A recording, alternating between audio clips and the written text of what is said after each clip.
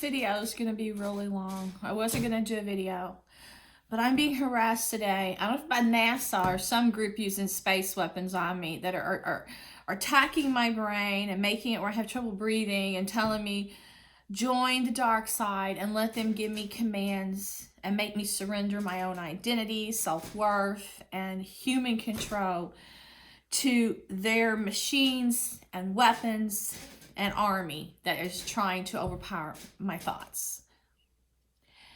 I'm just going to be philosophical.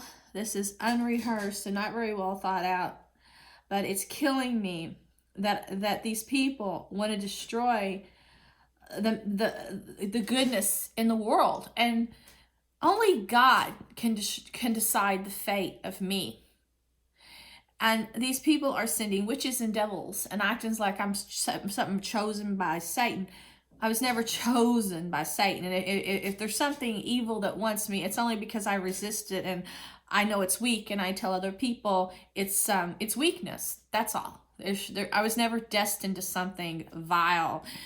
I know who I am, and I know my superior God, and I know I've had many hardships and suffering in life, and I know that I made a lot of bad decisions in my life when I was young, when my elders suffered so much for me, like my mom. You know, she suffered so much that I didn't help her out more because I was enduring some turmoil by a couple other family members that was just too much for me to handle. Sometimes I just have to go places and just stay away, and sometimes I'd have to go and just in my own world and write, because their aggressive side and their controlling nature made it too hard to just love my mother unconditionally and help her more. I was too sensitive, and sometimes you can have family members that are going through a hard time and they're on a different level and a different plane than you are, and you can't help them, but you clash because you're either too much alike or you're total opposites. And I had a lot of uncles that were from the mountains on my mom's side of the family, not my dad's. And a couple of them, they drank, they did moonshine, they had moonshine stills. And they didn't evolve. They were kind-hearted when they were sober, but I'd stay sometime with my grandma in a boarding house. And a lot of them, when they were, when they get their paycheck, they let the dark side come out through addictions and things, a couple of them. And it made me see two different sides of the world, because my dad's side of the family, nobody drank. Everybody was either school teachers, missionaries, or principals. And they were all hardworking givers, positive, nose to the grindstone, no fun, and very strict with my dad. So strict. You know, it's just, he had some freedom as a boy when his mom was working, but they were pretty strict. So you can see I saw darkness and light. And the greatest turmoils came in my life whenever I would focus on the negativity, or the people that were the most destructive somehow get the most attention. The people that cause the most fear sometimes set the greatest example. And the death and sorrow in a person's life, like I witnessed from early childhood, left everlasting terror and scars that made me see darkness. So I can still remember getting a picture taken when I was 13, the day of my grandma's funeral.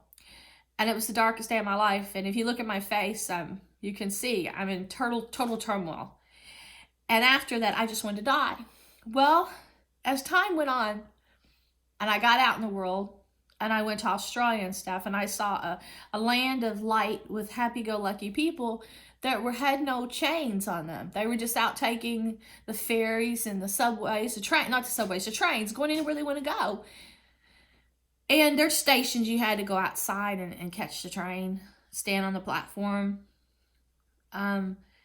They were free. So I decided, well, I want to immigrate here. And the family wanted to sponsor me. I stayed with, but I couldn't, because my heart was here because of blood ties.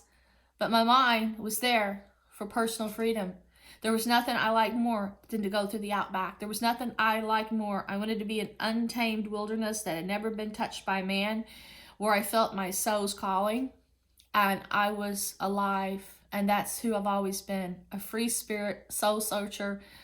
No chains. Don't put chains on others, not controlling of others. I don't put restrictions in people's lives. And that's your true nature. And no government, no machines are going to tell me you have to be enslaved to this beast when it's against mankind. And so as I was soul searching today, thinking I will never be happy again.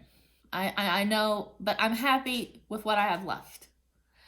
You know, I'm happy with what I have left. But when I lost my mom, life ended. And it's so sad because the greatest woman in my whole existence, who suffered and sacrificed for her family and gave everything she had that made her die at a young age for helping others, is the one that got treated the worst. The one who was abused, overlooked, underappreciated. And so today, you know, I try to shine through her presence in me, and it gives me a reason to go. And I have other family members that are also very gifted and angelic, that give me a reason to believe the goodness that's left. But all I remember is the pain of that. I remember I got an invite to go to a conference at the time she needed me most, and I let her down, and I went to this thing, and all these famous people told me with bullshit lies.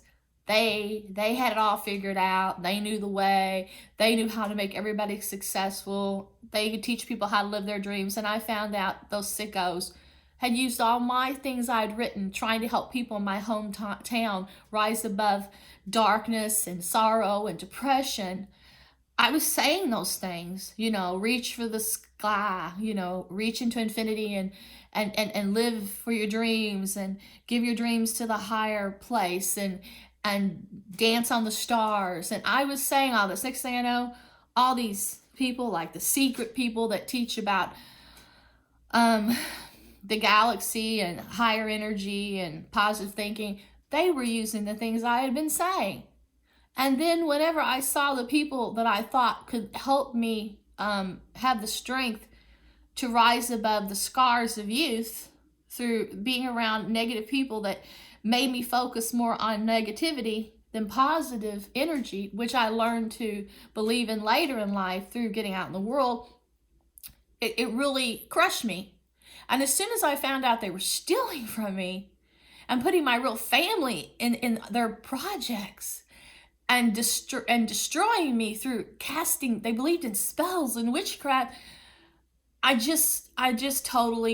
crushed. But the problem is they won't leave. And I've been praying since the very first day I discovered this, that they go away. But they said they won't, that they say that I'm possessed and that I need to join the dark side and let the mind invaders through NASA or somewhere control me.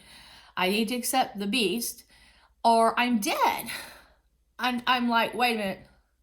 I was just starting to learn how to live. I was just figuring life out. You know, I'm just putting the pieces together, and you people are lost because you came to me and you wanted my stuff. So apparently I had a higher power in me, which was God, and I had the real truth in my heart. I just didn't believe in myself. I didn't have any confidence. But now I'm starting to see the sun, and now I realize what I lost. And now looking back, I know the angels in my life had the answers all along. The miracles that I witnessed in my life provided all the proof I needed. And I know that I can't go back and undo the past. I wish I could turn back the hands of time. I wish I could open that door again. I wish that I could be a better daughter, a more supportive daughter, and help my mom more in her time of need. But there was this quest in me that wanted to believe there was a better option in life. If I could just get past pain and I could get mediocrity, there was this other place to where life was different, because people were always perfect, and the turmoil was met with positive thinking and strength and intelligence. But that's not true, because I have been in some of the homes of the most powerful people in the world. I've gotten to see both sides of the tracks, and I realize A lot of times there's more dysfunction in those homes than poor people, because a lot of times they have to destroy people to get there. And I can only know from experience that I hurt my mother to be with this group to right. And now there is no material thing or mansion that could ever take me back to the past and to her heartache and let me have what I wanted more in the whole world, all I ever wanted, and heal her wounds. That was her, my mother. And now I can just carry her spark and shine for her. But the world that's being created today is for monsters, and they're trying to enslave me and control my mind to make me think like the beast, to make me evil. Those people are so stupid. They have never realized the greatest blessing is in it, is in their heart through love. They don't embrace their family members. They don't put love first. They don't want peace. They want power. That's short. I know when tragedy struck and I prayed to God, He helped. He made a miracle occur. And God has made more than one miracle occur for me in my life at times. And so don't think I will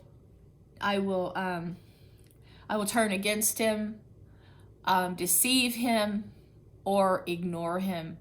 He's here loud and clear, speaks every day, fills my soul, fills my mind, fills my heart. And the only direction He tells me is love, peace, sweetness. He said, Sherry, I'm here in your heart. That's you. And I'm here with you in heaven. And the things these people want are power, control, might.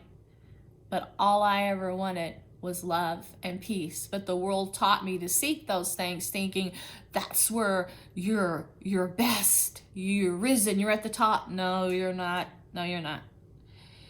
And it's sad you'll have to get to the bottom or burn in hell or lose everything you once had to realize that God counts. The heart counts, love. You know, you're out stealing hearts because you think it's going to get you some power. You're human. And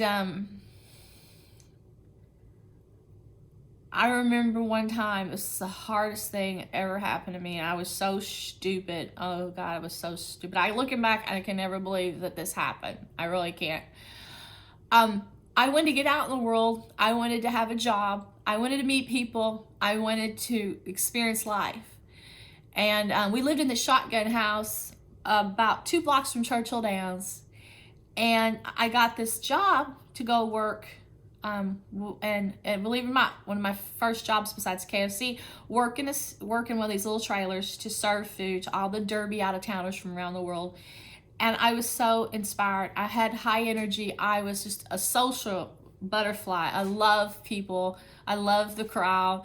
And I was with a girlfriend and this guy, and he gave us this trailer over there behind Pick Pack grocery store. And that's where the boy worked I had a crush on. So he was working the day that I was working there. And I was too shy to talk to him, so I'd just go and I'd watch him. But it was like love at first sight, you know.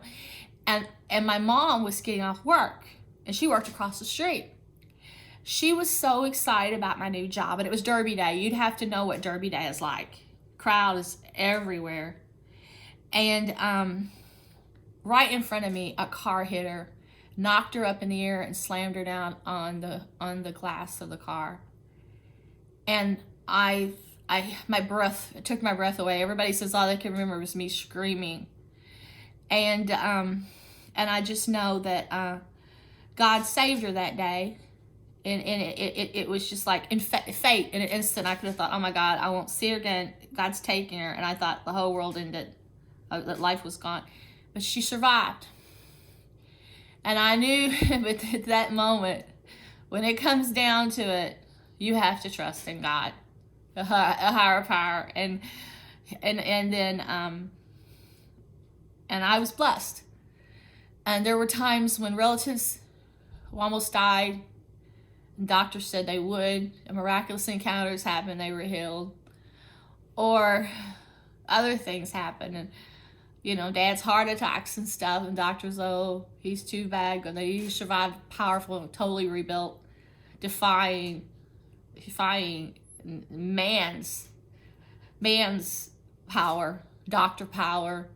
Doctors can't tell you how long you have to live. Doctors can't tell you whether miraculous cures are going to happen or miraculous miracles are going to happen and turn your fate around.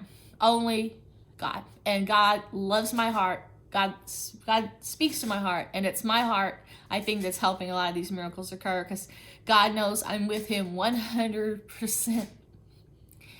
But there are other times. One time I was like, I guess 19, and my boss had rented a car, and we were out of town doing promotions. We did them for like 3 years, different companies that were going under. We go and we get them more business and do radio broadcasts and stuff. And he rented a car, and we were going to Cincinnati. That was one of the places we went. We went further away. And that day, it's clear as day, I was getting in the car and I never wore seatbelts. I had one tragic accident before that seatbelts, if I'd been wearing seatbelts, I would have died. That's when a car hit me on the left and knocked me unconscious into the utility pole and I busted the windshield with my head. But people said if I'd had seatbelts on that day, I would have died. This day, I get in the car, and I'm young, and my girlfriend's young, and we're just kind of wild oats. We just can't wait to get out of town and start our new job, and that's all we're thinking about. And as soon as I sit in the car, this higher power says, put your seatbelts on. And I thought, I don't wear that thing. And they said, put your seatbelt on. I'm like, guardian angel. I'm like, okay. I don't believe in predestination, but this day, something was at work. And we got on the interstate, and it was the busiest interstate there is. I think it was I forgot which ramp, but we were getting to this one spot, and I saw this black stuff on the highway, and I told my girlfriend driving, Sharon, I said, what is that black stuff on the road? Is that grease, oil? What is it? And right at that time, she lost complete control of the car going fast, and she hit the concrete divider of the interstate twice. She hit, then she bounced. Well, then I thought, my life flashed before me. I thought, I'm gonna die. It was like, quick, you could just see like black and white, you're dead. And it was painful when we hit the first time, and we just hit again, and then we went across 2 lanes of traffic. We had been like in a traffic jam before that, cars everywhere. Our car glided across 2 lanes and hit the guardrail on the right. Do you know during that time our car was doing this, there wasn't a car in sight. The car was totaled, but my girlfriend Sharon, she had been knocked unconscious, so she was laying over the steering wheel, and she was still on the exhilarator. So I couldn't get her off to put the brakes on. So we just had to keep hitting until the car was totaled. And when I looked down to the side after it was totaled, we were over top another interstate. I knew God had blessed me. He had protected me, because I couldn't understand why I was still alive. I had a neck injury, but she had an open wound and was gushing blood, and I got her conscious. So then she wanted to walk out on the interstate in front of cars, so I had to hold her down because she was so disoriented, she didn't know where she was. She kept getting to get off and run away. So then I kept trying to flag cars down and keep her out of traffic, and nobody would stop. Nobody. Finally, when one car stops, then another car stops, and they take us to the hospital, and they put me in a neck brace at the scene. Then I have to see a chiropractor for 1.5 years. I knew I was blessed. There were so many other instances in my life where a little voice told me things. And so you can see why I strongly believe in God. And now, at night, when they turn on these mind weapons, there's something. It's like NASA or some other place, and they're sending me bad thoughts, and I'm refusing, and they're attacking my brain harder, and then they're trying to make me think that spirits are talking to me, the spirit world, and then I fight it. And last night, they had me so wounded. I finally after years of torture, of fighting and resisting this thing, I just kept crying and crying and crying. I couldn't stop crying. I'm like, hey, I'm broken. I'm broken, so all I could do is cry and turn it over to God. Now, see, in the past, I'd always try to understand what they were doing, why they were doing, or question it. And I would fight it, thinking, I can overpower it. I can block it out. But then I realized it's more powerful. It's too strong. And at that moment, God just said to me, you're in heaven with me, Sherry. We're together. I'll keep you safe. And then I could feel enormous love. And then this government group knew they'd been beat. So then they said, well, we're going to kill you and put you out in space. You're going to have to go into space because you will not comply. And then they said, Peter Pan's going to come and get you and take you to Neverland. And then they started threatening. Then they sent me pictures of them eating my heart with chopsticks. So there is a devil here, and it's totally against my God. It's totally against the one who my mom believed in. And I know I'm in good hands with God. I know that I'll go to heaven with God. And I know that he's blessed me in so many ways that I'll see my dead loved ones in heaven. But this thing is telling me that the beast is destroyed my God, because my God, they say, is ancient, and they say these space weapons and modern technology is more powerful. Then they send me this Tim Burton stuff, and Tim Burton's supposed to be saying he's in love with me, and some person online is saying they're God. And I'm like, you're crazier than hell. They're like, well, we want you to join the Illuminati and all this, and we want you to give us your power because you've got more power than anyone we've seen. And I'm like, my power's raw. It's from God. It's nothing but God. So they think if they get me, the beast has defeated God, which is crazy because they know that he loves me.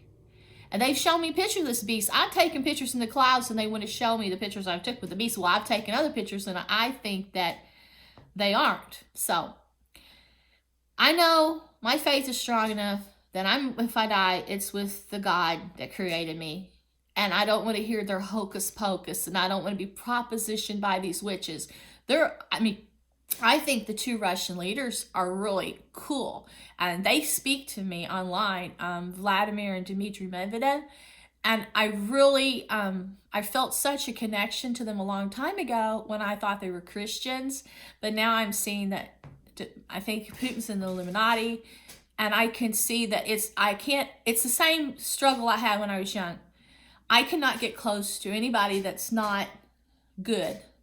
And your beliefs, like when I was young, I was propositioned by Moonies, and I went out with one not knowing he was Mooney. All he told me was a missionary.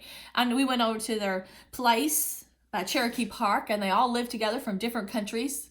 They weren't having sex; they were just recruits for this group, and were getting ready to be married and meet their other person in some ceremony by Red Moon. And I knew then what a cult was. They just tried so hard to enroll me. And then I stopped going out with this person when I found out that he was a Mooney. And then there were other groups that tried to get me to join, and they had the sort of the same type of ideas about things. So I realized I was too strong to ever get involved with any kind of cult. And I stopped dating men if they didn't share my beliefs. My friend Robert, he and I were so close when we met, so cute. He was a famous singer in Australia, and I stayed with him and his family, but we clashed because of our beliefs. I remember we were friends for so long, and he'd stayed at my house and I'd stayed at his house. You know, it was platonic, but we really liked each other. And one time when he came and stayed at my house, and I asked him to go somewhere with me to meet a nun that was my best friend, and he refused. I turned against him because no matter how hard I talked to him and his mom, they were both atheists. And you might say, oh, it's cold and cruel. How are you? You know, you're not supposed to judge people. You're supposed to accept everybody. But in my heart, I thought, if you don't have God, you don't have a foundation, you don't have anything to build on, I'll be your friend, but I won't marry you. I won't spend my life with you, even if I love this person dearly, and I really really respected him, because our beliefs were so different. We couldn't go to the altar, and we couldn't really take the next step. And now I got the government saying, I'm going to kill you if you don't. I'm like, oh my God, how did it ever get this far? How can people be so deceived? You don't divide humanity based on beliefs. You let people live and let live. When you give your power to something destructive, you're only going to destroy mankind. Because the great way, God gave us our own personal freedom to decide ourselves what we choose. And you have stolen all these years of my life doing experiments on me. You've kept me from living. You don't let me use my mind so I can have emotions. And those emotions that experience love and pain are the things that keep me complete, so that I can think. They've had me so messed up, not want me to have an identity or free thought. They turned me into a zombie, and they said, you're going to be a zombie because we want you to surrender everything and just be this human controlled person by machines and demons. And I know they're doomed. They're going to fall. But when they create a system that's structured for a destroyer, then there's no outlet. There's no way you can win. You're just all going to lose.